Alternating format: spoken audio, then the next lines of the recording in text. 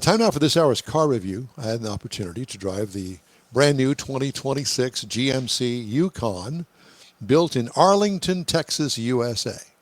They built all of those big Suburbans, all of that. The Escalade, all that comes out of Arlington, which they just recently expanded to make it even bigger than big, which it is. So it's classified as a standard SUV, body on frame or truck. It comes in these trim levels: the Elevation, the AT4, the Denali, the AT4 Ultimate, and the Denali Ultimate. It's 3 rows of seating, up to 8 people. 5th generation, introduced in 2021. It is really something else. I had the Yukon 4-wheel drive AT4 Ultimate. Wait till you hear the price. Exterior features include great big square body, SUV-like suburban type, big grille with the GMC emblem, almost as big as the grille itself, slab sides with concentric wheel openings, sharp-looking rear hatch, and lighting. What I liked about it, GM has made it different than the Chevy Tahoe, which would be its counterpart. This is kind of like a step up from the Chevrolet line. They use better materials, fancier stuff. It's not at the Escalade, so this kind of sits in the middle between the Chevrolet version and the Cadillac version. What could use improvement? I don't know. Interior highlights: comfortable but upscale, rugged seating surfaces. Huge vertical infotainment screen, kind of, you see it right there. Yeah.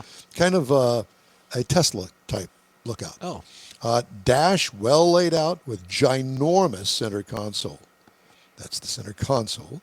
Screens for the second row passengers and a center screen in the second row for the AC controls. So if you don't like the way mom and dad has got the AC set, you can sit back there and fiddle with it, turn on the heat throughout the cabin, and burn them up. Cargo.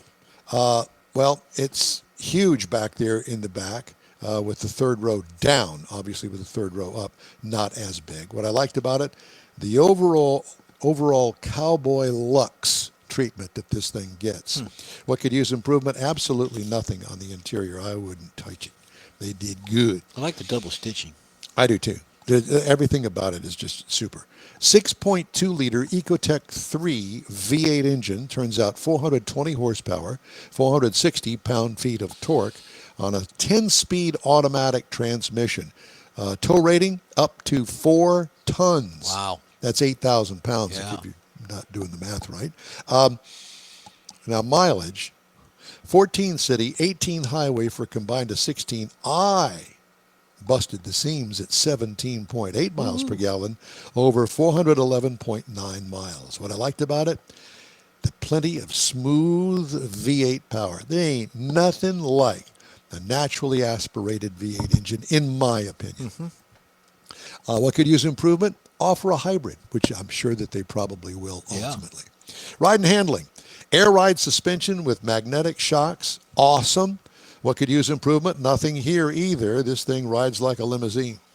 Okay, let's get down to the numbers, shall we? Shall we? Base trim price, $97,900. That's base trim. Price is tested, $103,190. I was going to go 102. It's just a song. Just sold for 102. Now, the base model price, if you could find one out there, the entry-level price of this is basically $70,000, $69,600. Okay, so here are the competitors, if you want to call it a competitor. It's just at a different level because it's a Chevy. The Chevy Tahoe starts at $60,700. The Ford Expedition, I was surprised at this. $57,700 is where it starts off. And the Kia Carnival, which I had recently, it starts at $37,390. Well, how can you compare the two? Size. Yeah. Size. That's where it compares. What were you going to say, Mike? That's what I was going to ask. Is that the same size? It is. It's called a standard SUV. If you remember correctly, I mentioned that in the review of the Carnival that it is classified as a standard SUV, which this is as well. All right, next week I'm going to review the Land Rover Range Rover. All right. I told you in the tease at the beginning of the Don't show be that we teasing. had a series of six-figure vehicles that we got to drive, and next week we'll review the Land Rover Range Rover. I think that you'll appreciate it. I know I appreciated them letting me borrow it for a week to test drive it. It's different. It's different than this. It's different than the Escalade.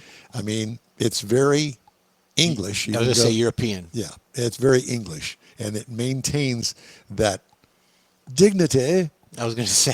Where's my gin and tonic? You don't have any tonic? Blasphemy. Stop at You Shipley's. mentioned the differences tea and between the crumpets. Chevrolet and the GMC. Unfortunately, I'm old enough to remember when the GMC was the work truck level. That That's was right. kind of Yeah, like, yeah. That's this right. is the working man's truck. You moved up to the Chevrolet, and now it's kind of, GMC is now a little bit more luxury Yeah, than step below Chevrolet. a caddy. Yeah. And so, Yes, since Mike's exactly. going to talk about age, Mike just had a birthday. He's turning 87 now. So we could wish him Thank well. you very much. You're welcome. Hey, if you'd like to get in touch with us, send us an email. The address here is info@inwheeltime.com. We are back after this.